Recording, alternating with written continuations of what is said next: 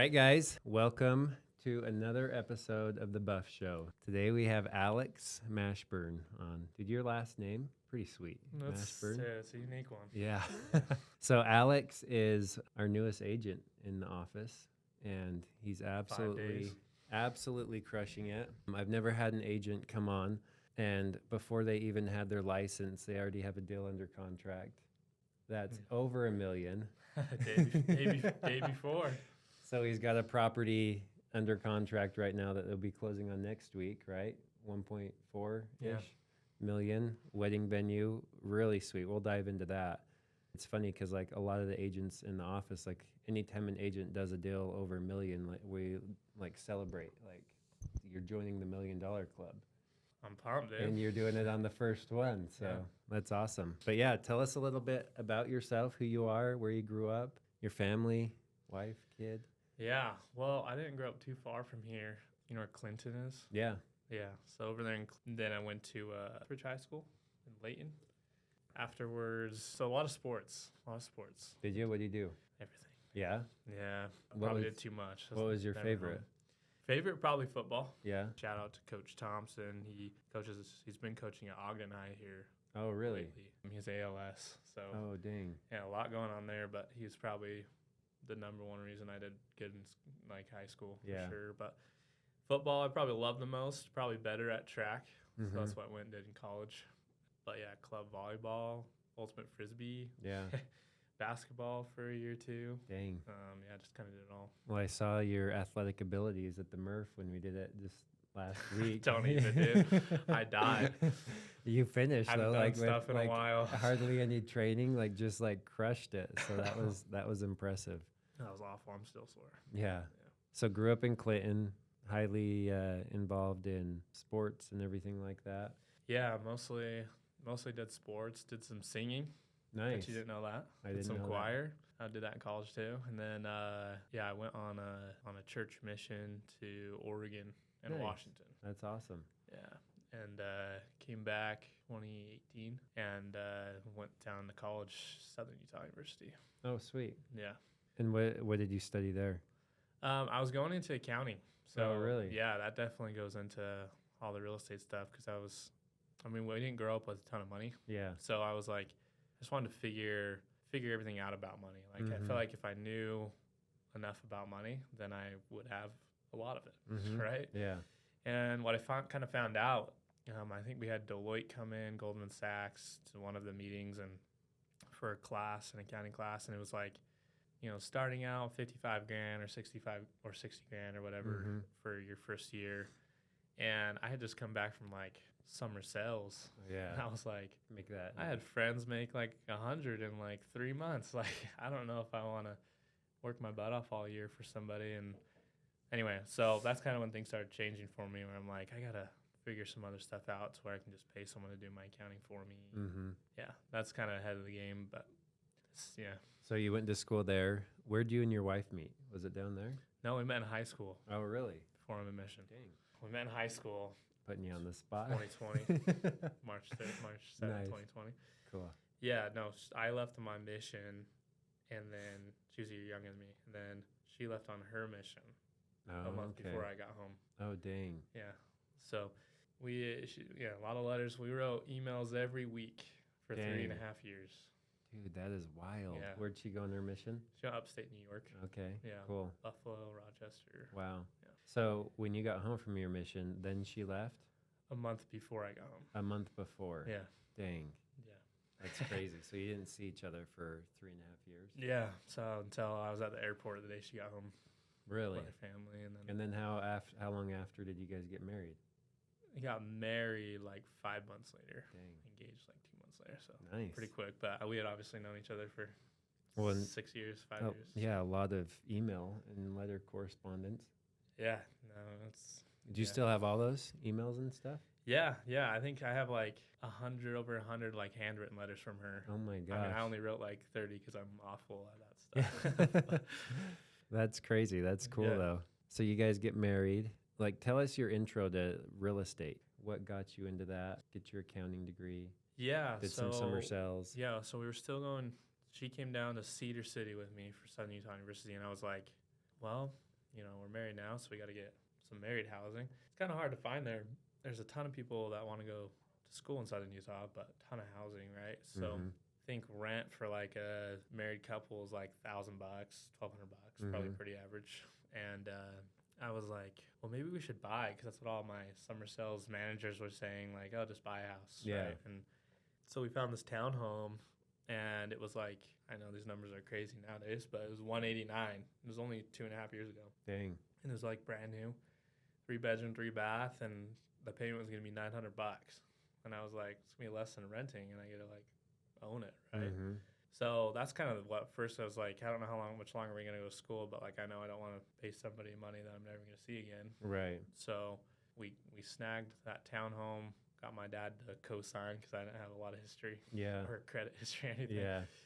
And then then like I think a semester later or two, we both got our associates, and we're like, yeah, we're just not doing this. Yeah. Not feeling it. Yeah, kind of test our house on Airbnb, and it did good before we, as we left for our next summer sales out to Florida, Oh, nice. and it was doing good. So it's been an Airbnb ever since. Really? Yeah. You still have that one? Yeah. Nice. Yeah. Have you ever sold one of your properties? We sold one that we got in Texas a year and a half after that, Okay. because I was just naive and I didn't understand property taxes Yeah. on how different it is in Texas from Right. Utah. Yeah. It's like $1,000 a month for property taxes. Really? Yeah. Yeah, that's crazy. So it eat up all my income. But Yeah. Dang. So you bought that. You went and did some more summer sales. Then what? Yeah. So then, so after we came back from Florida, we went off to Texas after we had the house. Okay. And you bought a house down there. We did about 8 months later. Okay. Probably. And we had our kid in Dallas. He was Oh, born really? in Dallas. Dang. And How'd you swing by in that house? Did you have to have another co-signer? Yeah. Or yeah. Okay, cool. Did Yeah, you just because I use just your write everything parents? off on my, so I'm like selling Yeah. door to door. Did you use family or somebody Yeah. else? Cool. Just family. Nice. Yeah, family's helped me out probably more than I can say. Yeah. Finishing the basement recently. My father-in-law has killed it. So No, that's cool. Yeah. So you bought that house, worked down there for a while. yeah, we lived in Dallas area for like almost a year, but we'd only had that house for 6 months Yeah. when we realized we weren't going to be selling solar there forever. Gotcha. And so we actually only had it for 6 months. Mm, It was dang. a short time. Did you make any money on it? We actually did, because we got lucky because of the market. Yeah. Yeah, so I think we got it for $275 and sold it for like $320 Dang. in 6 months. So we got super lucky. Normally people would get wrecked. Yeah, by doing that something is like that. crazy. Didn't really make a ton, just because we paid an agent to get in there Commissions and and- an agent yeah. to sell it. So then came back to Utah, and then just kind of the last year and a half, we've been all over Colorado and California selling solar Yeah. until the end of last summer. We just finished up. Cool. So you got into at what point did you start getting heavily invested into real estate? And tell us about some of these other investments you got. Yeah, honestly, probably a year ago. Really? Yeah, that sounds a year and a half ago. I was just like, man, I don't want to sell door to door forever. I know most Mhm. people do. No, I'm just Yeah. kidding. But I don't. I was like, I don't want to do this forever, and I want something to kind of design my life more. So there was one of my kind of guys that helped me Airbnb my first house and helped me understand some stuff was Brody Fawcett. He actually owns Real Estate Investing School. Yeah, I've heard of that. Yeah, they're killing it. I still help them out over there because it helped me so much. But, Yeah. And you went through the whole program and stuff? Because they're basically an investor school, right? A school for real estate Yeah, I mean, nobody investors. teaches this stuff, right? Yeah. Nobody teaches you, even mostly taxes, right? You get out of Right. high school and you're just like, wide-eyed lad, no idea. You don't know what you Yeah. don't know, you Yeah. know? So, I learned a lot there, paid money for the school, everything like that. And I think once you kind of figure that stuff out, there's a lot of people that have a lot of taxes they pay every year. Mhm. They have a decent amount of money that's just going down in value sitting in their bank account. And Mhm. so at first, it just helped out. Also, it helps me, obviously, when I don't have to put a ton of money down on a deal. Right. So there's been, one or two friends and that are business partners now that just doing some real estate deals. And I think once I did probably two or three deals, it was like, man, it's not not crazy hard. You just Right. have to kind of go through the fire for a minute. Yeah. So Get creative. Yeah. It Yeah. seems like that experience kind of like was the rocket fuel you needed to like start blasting, getting more and more deals.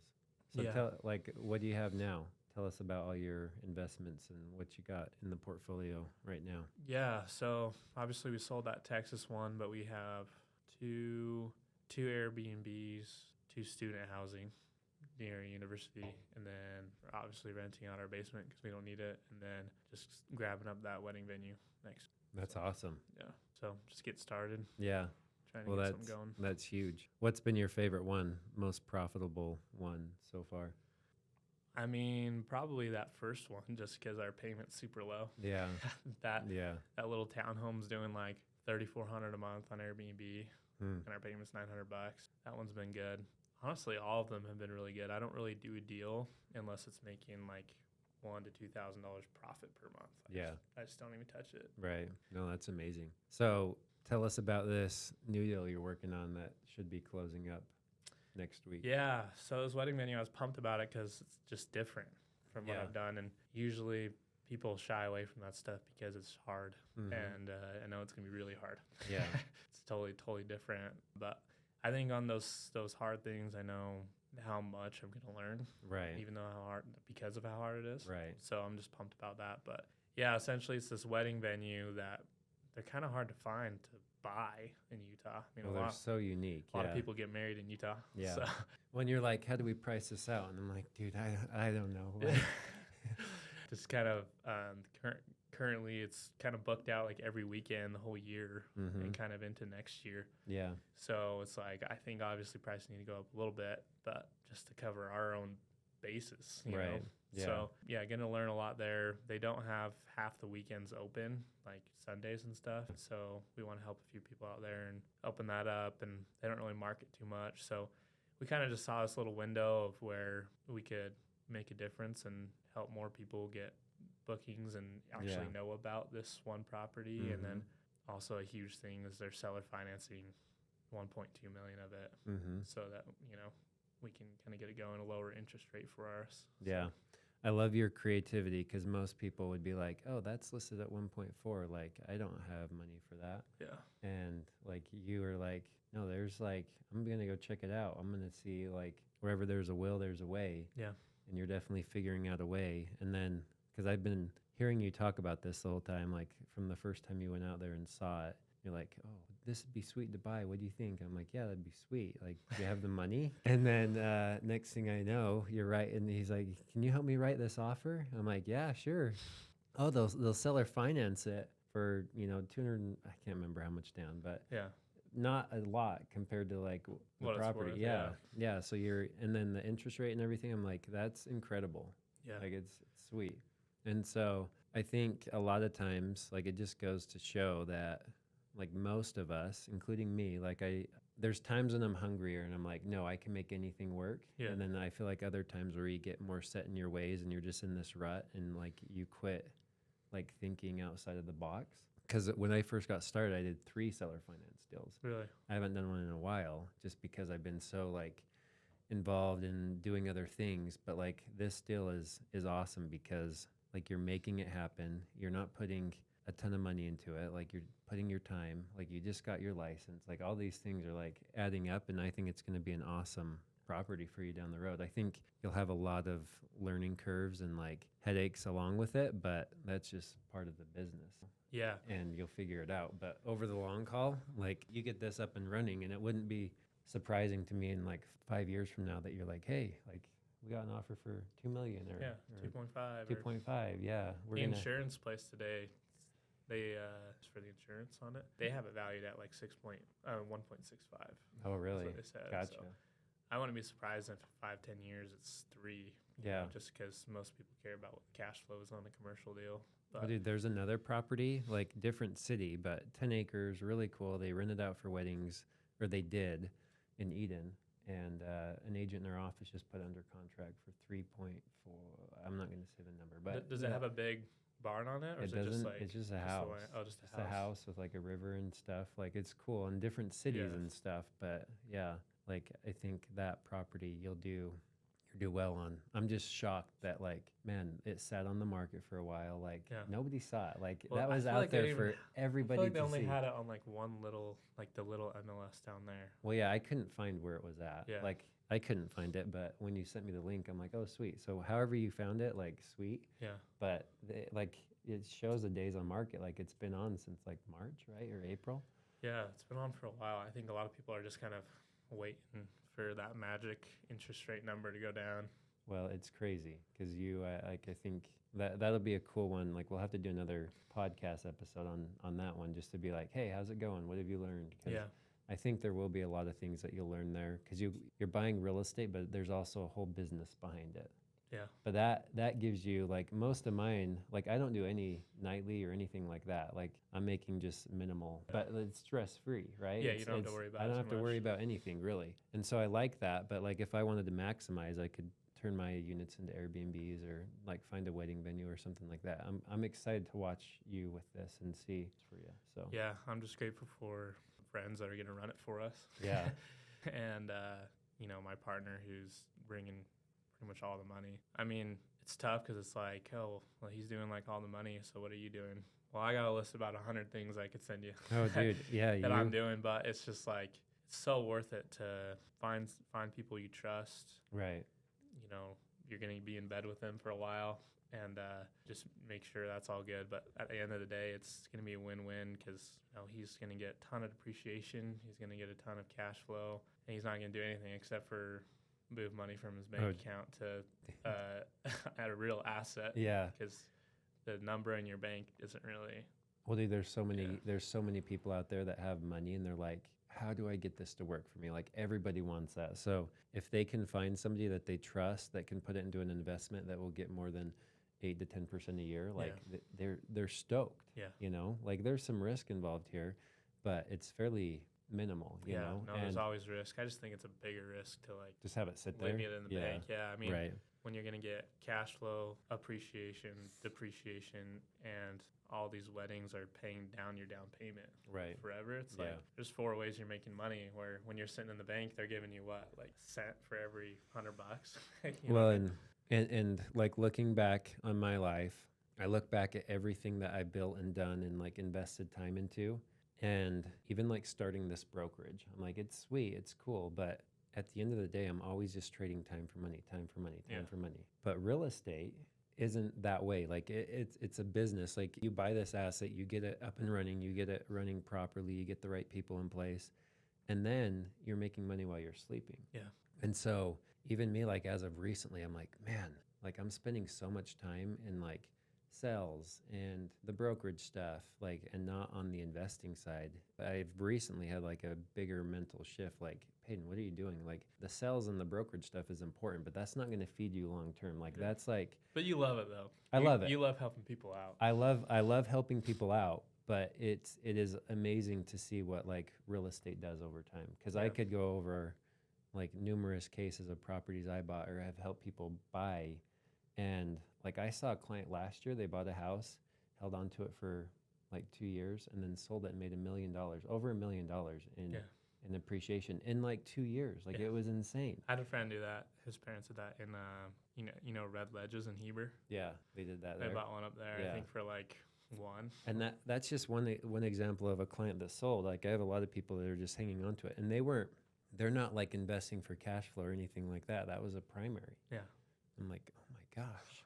Make money without even trying. Yeah. So, get lucky. And a lot of it is timing. Like the market's not always as favorable as it has been, but it's just amazing what real estate can do. So my biggest thing for just buy some real estate. Like I truly believe that everybody should own a few properties. Yeah. Like why not? Definitely strategically, because you can lose, right. in some situations. Yeah. But at the end of the day, like I think it's gonna be so hard for our kids to buy a house. Right. Like it's just not enough. Yeah.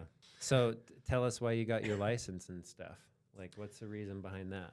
Well, I think it kind of goes back to when I was in college, where it's like, oh, I just want to pay someone to do my accounting for me, and I've kind of thought maybe that's the same way with real estate too. But just realized that I'm kind of holding myself back, not only from learning more, because obviously by helping people do their own deals, or they're getting creative, or helping other people learn about different loan products they don't know about, like getting in a house for like zero, right? Because it's hard to do, you know? And Yeah.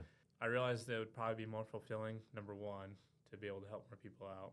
Number two, I paid a lot of money in the last 2 years to agents, and I was like, would have been nice to keep that. Right.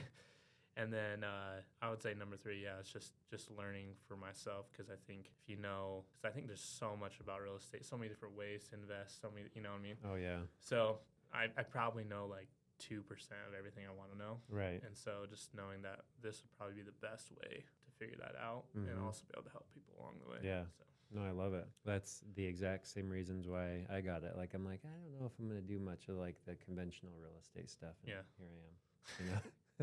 Oh, man. Every day.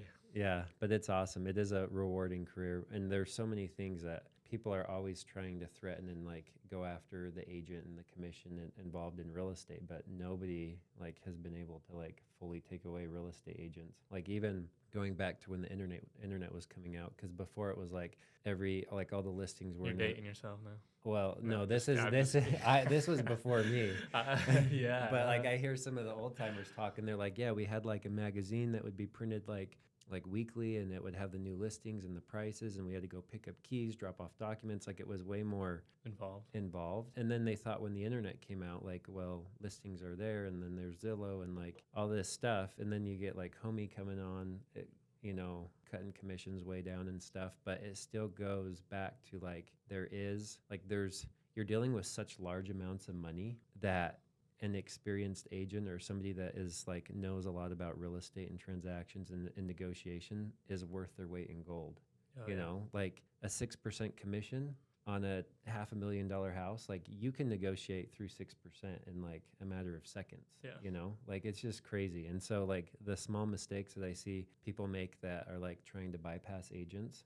And it's funny, like the whole wholesale community exists because people are like, oh yeah, I don't really want to use an agent, or and then they end up selling to a wholesaler. Hey, no wholesaler. Yeah, and then the wholesaler's like making 50 or 100 grand or whatever. And there are times for that, and I've seen where that does work, but it is cool like having a good agent on your side, and especially someone like you that has all the experience. Is you want an all-star team. Yeah, I think maybe this isn't what you want to hear, but I think there is a place for like Homie and places like that. Sure, because if someone knows what they're doing, and like you don't want to pay 3 to 6%, and you just want to pay whatever 1%, whatever Homie does, like, and you know what you're doing, like do it. Absolutely. But like if you want somebody that is going to help you find a deal to where you got to put 0 to 10% down on investment property instead of 20 to 30%, right? Then like someone like me is going to help a lot, right? Oh, for sure. Yeah. Or if you want to find a deal that the owners own it outright, and they want to seller finance it, and then can kind of argue for you to get almost like nothing down and have a lower interest rate than market rate. Yeah. It's like Homie's not going to do that for you. Oh, for sure. You know what I mean? Yeah. So I think there's different. No, and I've had some agents like, we need to like boycott Homie and they need to go out of business. I'm like, no, like there is a marketplace, like just like there's McDonald's and there's sushi. Like there's way different like restaurants and experiences, and you pick what kind of experience you want. Like if you want the cheap, fastest, easiest, like sure, go McDonald's, but that might not be the healthiest for you. Like there might be other side effects that you're not realizing that you just aren't aware of, And you might, it might be good. And it might be good but for you. You might have most people just learn from experience, and sometimes I've done numerous deals with Homie. People have probably also gotten wrecked by agents before. A lot. Oh, for sure. Well, and that's the problem with the industry, is that there's such a low barrier to entry that you have a lot of new agents get on. They just do it like 1 or 2 deals a year, and like things change so much. Like even me having done it for so long, like even today, like I'm on the phone calling other agents and brokers like, hey, like I ran into a situation that I'm like, I need help, Yeah. And like I've done hundreds of deals. Like and I'm like, so it's just like, if you don't have that connection, and so like, how can somebody that there's just so much experience that comes into play, documents, forms changing, the market changing, strategies, negotiations, like it's crazy. Yeah. So there definitely is time and a place, and I've seen people be able to like make it work with like discount. Like I've seen people be able to make it work with like for sell by owners and like just doing it themselves. Yeah. And those are most of the homes that I like to buy that aren't even on the market Yeah. because it's like they don't know what they don't know. And so they're typically pretty good deals. Yeah. So what's your goals moving forward? Like now you have your license. What do you want to do? Help people? Mostly do your own stuff? What are you thinking? Yeah, well, at first it was mostly just do my own stuff. Yeah. For sure. Yeah. I think now it's like probably not everybody that comes to me, but probably a decent chunk of people to help them out, not only with their primary residence, but also some investment deals. Mm-hmm. I don't want to partner with like 1 million people. Mm-hmm. Just I have like 4, and I'm good with that. Just kind of stick with that and just kind of rise together. But I can help a lot more people with just being an agent. Oh, for sure. Because I don't want to partner with 1,000 people. You know? I think depending on the deals you find and stuff, they're like it might call out for like, hey, I need another partner here, but sounds like you already have good partners in place. No, they're all great. They're, I think, humble. They all want to learn. I want to learn. There's a lot that we all have to learn. Yeah. So overall, that's probably what the agent, side of it, investment side of it. I want to get like my first like apartment under contract by the end of the year. Don't know how I'm going to do that, but I'm going to do it. Yeah. That's one of them. And then eventually, probably like 5 or 10 year goal is I want to get just $1 million a year profit just in my own pocket, not from like revenue, not all my deals. Like, just like cash flow coming literally in, or like what? Yeah. Like if a property's making 50 grand a year profit, I'm not counting that 50 because I probably have a partner on it and I'm getting 25. Right. So all mine, just personally, that's it. Just me. I want to get to 1 million. Yeah. That's amazing. What's your time frame on that? Like, how long are you giving yourself? Usually, I don't think big enough. So I was going to say 10, but I'd probably say 5. Try to do 5. That's impressive. Probably a couple bigger deals would probably help. Yeah. Little deals are harder to get it. Yeah, for sure. That fast. But. Grant Cardone over here. I think you should 10X it, dude. 10X it. What's wrong with me? Yeah. No, that's awesome. And I can totally see you doing it. Yeah, no, I think it's possible. I just want to get as much as possible. I don't know if you know, like I think it's BlackRock. It's huge. Just have so much money. Mm-hmm. I think they've done a few different deals, but they just set aside like billions of dollars to acquire a bunch of real estate over the next couple of years. Yeah. It doesn't matter the interest rate to them, right? Right. They're just going to force the appreciation, whatever neighborhoods they start buying in. So I just think that their goals, a lot of these big companies, are to make everybody renters because then they just, make money for the rest of their life. But right. I kind of want to not do the same, not exactly the same thing, but, hopefully be able to get enough properties that in 20 years I can make some of the properties more affordable. You know, not only to buy, but to rent, because I think some of these big companies are going to burn everybody. Right. So, yeah, for sure. Yeah. Yeah, it is getting very unaffordable right now. And that, like, when I started Mountain Buff in the brokerage, I was like, what's our mission statement? Like, what's our goal? And it was, like, I thought about it forever. And it's to help others accomplish their version of the American dream. Like, the American dream is to own, like, some dirt, right? Yeah. And so what's that country song? Buy dirt? Yeah, buy dirt. Exactly. Your goal is to buy enough dirt that you can make a crap ton of money, which is awesome. Some people, like, they just want, this amazing estate, in Eden, and other people want, like, for me, I want like 100 doors. Yeah. Like, and so, like, helping people accomplish that, like, it's fulfilling. Like, I have multiple clients that they're on their, for example, one of my best friends, like, we're getting ready to close their 4th house, and they'll have how many units? 7 rental units between the 4 houses. Oh, really? Yeah. So we're talking, like, over the past few years, like, over $1 million, like, appreciation and growth. Yeah. Not including, like, all the rents they've been making and stuff. Yeah. And so, like, principal pay down, anything. Yeah, all that stuff is, like, it's just massive. So, and he's like W-2 job, just like you can do it no matter who you are or what you do. Yeah. Recently we did like an investor meetup, and another buddy of mine came here, and he, similar situation. I can't remember what he does for work, but they're on their second property, and so they have 3 rental units because they bought a house that was a duplex. And he's like, I just re-signed a lease, and they're pretty frugal. They don't spend a lot of money, but he's like, we went out for ice cream that night because we just upped We just upped our leases like $200 a month. I can't remember what it was, but we upped our leases, and he's like, "That's an extra X amount of thousands of dollars a year for me." You know, Yeah. that was a big contract we just signed. Because if you think about it, even $1,000 a month contract that you signed for a year, Yeah. that's a $12,000 deal that you just Yeah. secured for yourself. Yeah. You can't find $1,000 unit for rent right now. Most are like 1,500. So like even at 1,500, that's 18 grand. Yeah. Like that's a lot of money that you wouldn't have had otherwise. So like everybody, I'm like, just buy like even a house with a mother-in-law, like what you're doing, Yeah. makes such a big difference. I think this is something I learned, like no matter what the price is, whether it's 200 grand or 800 grand, every single property you buy is $1 million in your pocket. Right. And it sounds weird, but it's just like when it's, whether, you know, Over when time. it gets paid off over the Yeah. next 10, 20, 30 years, Yeah. it's like whatever it's worth, plus all the cash flow that you got, plus all the depreciation, plus all the, you know, Mm-hmm. principal, like everything, you add it all up, every single property is worth, you know, made you over $1 million. Oh, yeah, So it's for like, sure. Just get 10 of those, you know? Yeah. So there's it was our second property. We bought a fourplex in South Ogden. We paid $240 for it. No way. 240,000. How many years ago? So I was married it was like 2015. Okay. 2015. Yeah. So we're not even 10 years into it. Yeah. And paid 240. They sell our finance. I put 50 grand down. Yeah. Since then I refinanced it. It's on like a 4% interest rate, locked in. We owe like under 200 on it probably. Our payments are like less than $2 grand a month. Yeah. And when we first bought it, the units were like around $600 a month rent. Well, we have, I think, 2 of them rented out at 1,500. Yeah. So that property, it's getting right around $5 grand a month. Yeah. Rent, and the value now is like I could probably sell it for about 750-ish right now. Yeah. Yeah. So over a You'll half get a $1 million million. out of that in a few years. Yeah, over Yeah. a $500,000 in appreciation, not including like that's paying over like 60 grand a year right now in rental income. Yeah. Bizarre. I'm Yeah. like, why don't people do more of this? And that's only been 8 years, right? Yeah.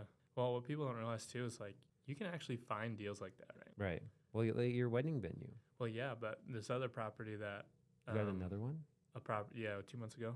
Oh, gotcha. Yeah, we're still renovating it right now, but it's a 7-bedroom, 4-bathroom like townhome, no HOA or anything. It's right near a university, and like college students now are like paying $550 to $650 a room. Dang. Yeah, so we're at like $600 a room times 7, $4,200, 10% down. So this deal we got it for $369. So we're $37,000 down, and our payment at 7% interest rate is $2,300.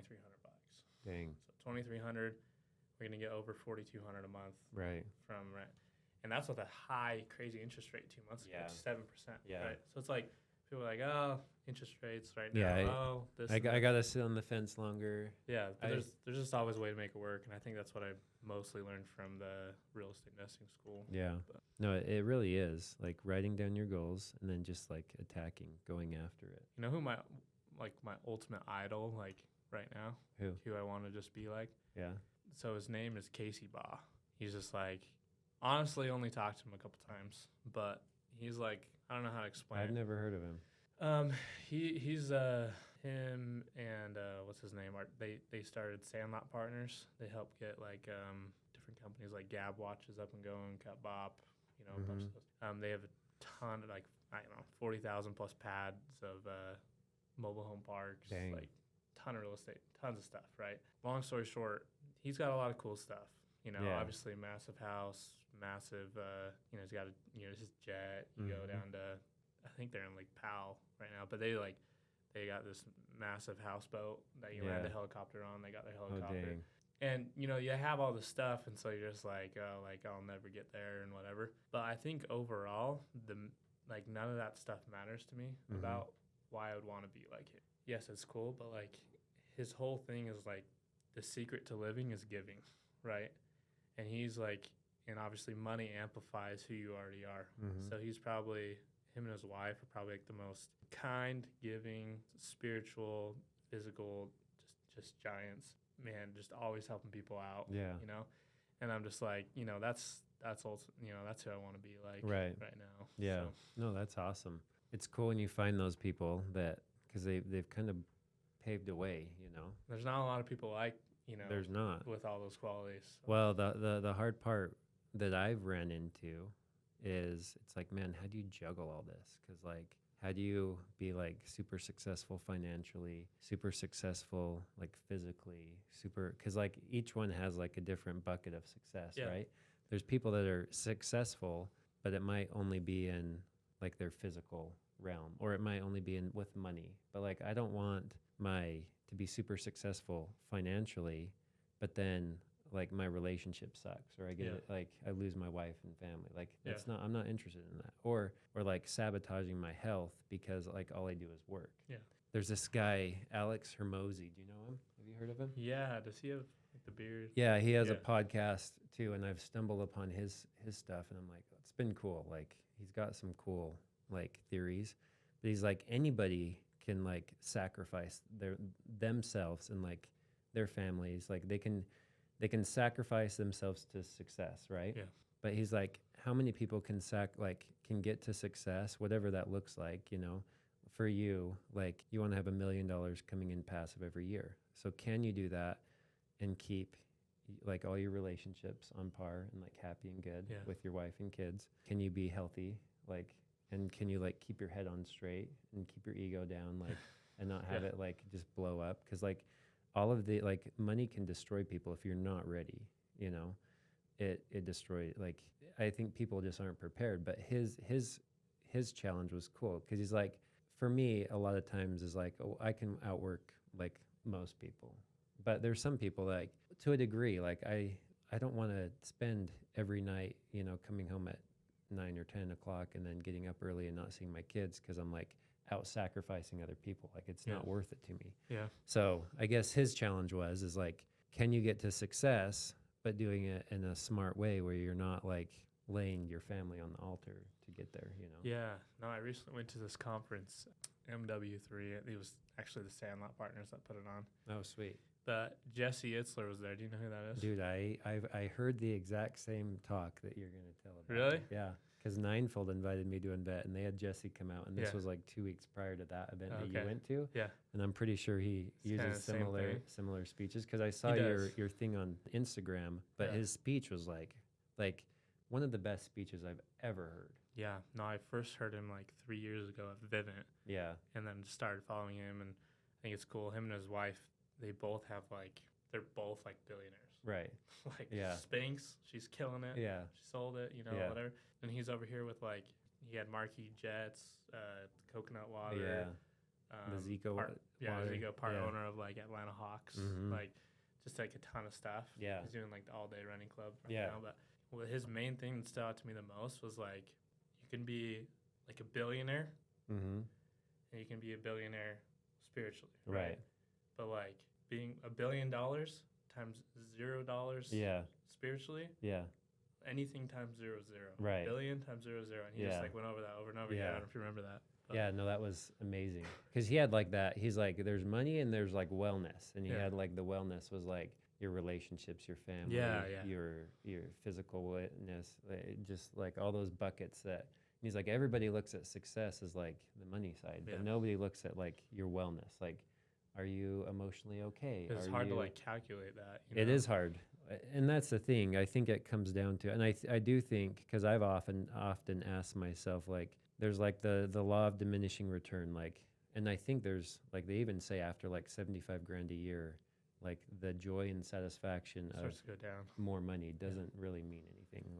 I'm not big into material possessions. I got a Tesla, and it was I've never bought a new car ever. Yeah.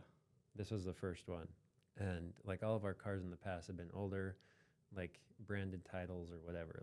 And I bought the Tesla, and it was a little bit of a letdown, because I'm man, it was cool, but I think it's important that you don't hang all of your happiness. And Alex actually talks about that. He's the second you start putting too much happiness on the material things, you just start to make yourself miserable. The most valuable things in life are the things that we already have. Yeah. So your family. And that's what Jesse said too. He's most people, he's out of my sphere and the people I know, the biggest regret is people give up what they had to get what they wanted. What they think they wanted. Yeah. Yeah. And so I think you just have to be careful. And that's something I've been trying to be conscious of with my family and like my desires and aspirations. Because for me, it's easier, like it's harder for me to be like, hey, Sunday is actually like rest day, like hang out with family and like go to church day. Like it's a spiritual day. That's hard. Sundays are some of my hardest days because I'm like, okay, calm down, like sit down and like relax. And then my mind's just like going just going crazy. And I'm like, so it's hard for me to like turn it off. Yeah. And so like for me, it's like I have to like turn it off and learn to turn it off. And I've never heard people say like, because I've always been like, oh, I'll just like I'll just put in more hours. But like we all have limited amount of time. But if you can do it smart, like there's smart ways to do things where what takes you 3 hours to do might take me 20 hours to do because you do it smarter, you know? So it's just like figuring out how to get to success faster while doing less sacrifice. Yeah. You know? Yeah, and I think it's a huge like shout out to some of my solar friends that are selling solar. Like some of them, you know, I would say aren't doing the smartest stuff with their money. Yeah. But also some of them are. Like they're just buying assets or this or that. Right. And it's, you know, they're doing good. And I think it's just like, you know, one solar guy, he can outwork another person. But like at the end of the day, it's kind of how you're investing. You put that to work. Right. And I think it's the same, like, I would say it's the same, you know, physically too. Because everyone has like these ups and downs, like physically, you know, fit, and then I'm not, and then I am, and I'm not. And I think if you're just consistent with not only investing, but also spiritually, but also physically, you know, all the above, I think you're just going to be, because I'm obviously not there yet. I just think, you know, everyone's going to be a lot, you know, happier, even if you're just striving for that. Right. Right. Well, and I think if you're aware too, Jesse made the point, because somebody asked the question, like, how do you do everything and like stay balanced? And he's like, there's not really a balance. He's like, it's more like, hey, honey, because Jesse was going to go bike across the U.S. Yeah, he did. And he's like, I'm biking across the U.S. I'm going to be extremely unbalanced in the family bucket for 2 weeks, but I'll make that up to you next month when we do the family reunion and this trip and that trip. I'll be, you know, 150% present there. And he means it. Yeah, he does. He's like dead serious. Yeah, He does what he says he can do. Yeah. So I think you will be unbalanced at times, and you'll never be able to be like, hey, everything's perfect. You know, like things will be like flowing, but your job's just to juggle it and to understand that it's okay for things to be like this. Yeah. But you don't ever want something to fall and break. You just like, it might start falling and then you're like, tap it back up. And that's like, what I need to be better at. Cause like, I don't know if you've ever told your wife you're going to do something and then you don't. Oh, yeah, I've never done that.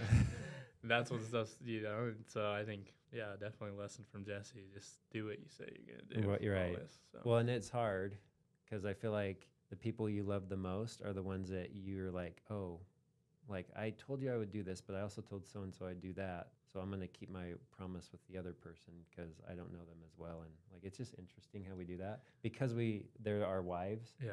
Or we know them very well. They're the closest to us. We feel like we can, like they're okay to budge, you know? But and I think, and we do it to ourselves too, though. Like tell ourselves we're going to do something and then we. Exactly. It's just interesting. Like we hold other people's opinions and things that we tell other people like at a higher priority than what we do ourselves and let alone like other people we love. So like. Why is that? Because even if like your wife says, oh, Peyton, like you're amazing. Yeah. You did this great. You're kind of like, oh, thanks, you know? Yeah, but like if somebody else says it, like a random stranger. And they like are, you know, they're just as genuine as, you know, your spouses. It's like sometimes you take that like. The validation higher. Yeah, I don't know. Why is that? I think it's just because we're all self-conscious. So like if somebody on the internet is like, dude, you suck. Like, you're stupid. You suck at investing. Like, a lot of people would take that to heart. And they'd be like, man, somebody on the internet, or if somebody, like, random, like, out in the street was like, dude, you're a loser, man. You're never going to go anywhere. It's funny that we would actually even internalize that. But we all do. Yeah. We all do. And so, like, another podcast I listened to, he's like, our opinions of ourselves, for most people, hold zero value. Yeah. Like, and that's wrong. Like, it's terrible. Yeah. Like, our opinion, because some dude in the street walks up and says you suck, and they have no like backing or like experience with that. Like they have no truth to stand on. No. Yet you, who you are, and you know all the truths, all the facts, everything about yourself, like that immediately penetrates your wall and like gets through. It's crazy. That's something I'm working on because I think it's insane. Like our opinions of ourselves, and like I guess that bond or contract you have with yourself and with your family and with your wife, like those are the ones that matter. So why don't we treat it like that? You know, I think it's probably the same thing.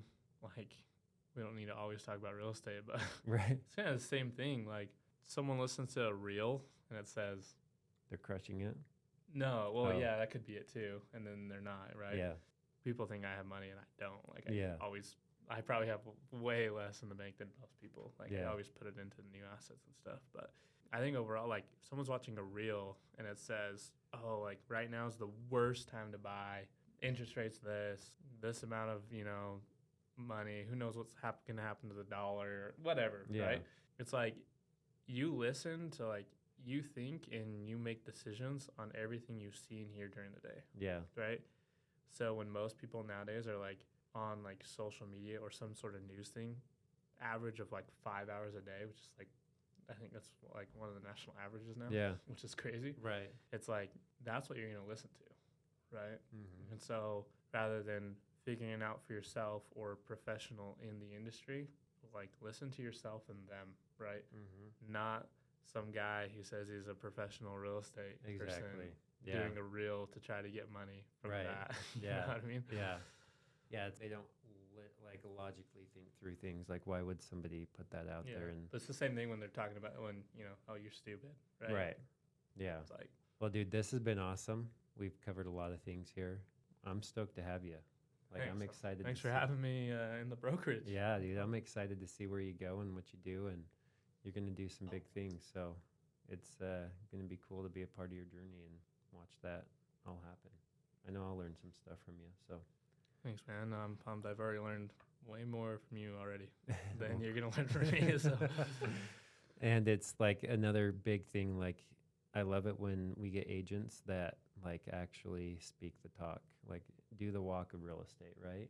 Like, there's a lot of agents that, you know, might have their license that don't, like, have never bought a house themselves before, or don't invest. And it's cool working with somebody. Like, anybody you work with, they're going to have like all your experience and knowledge and resources, like, that's just stacking up that they'll be able to use. So if any of you are considering doing anything in real estate, Alex is your dude. He's a stud, and absolutely find you some cool properties, deals, help you analyze them and get there. So thanks for coming on, dude. This has been awesome. Heck yeah. Thanks, man. Okay.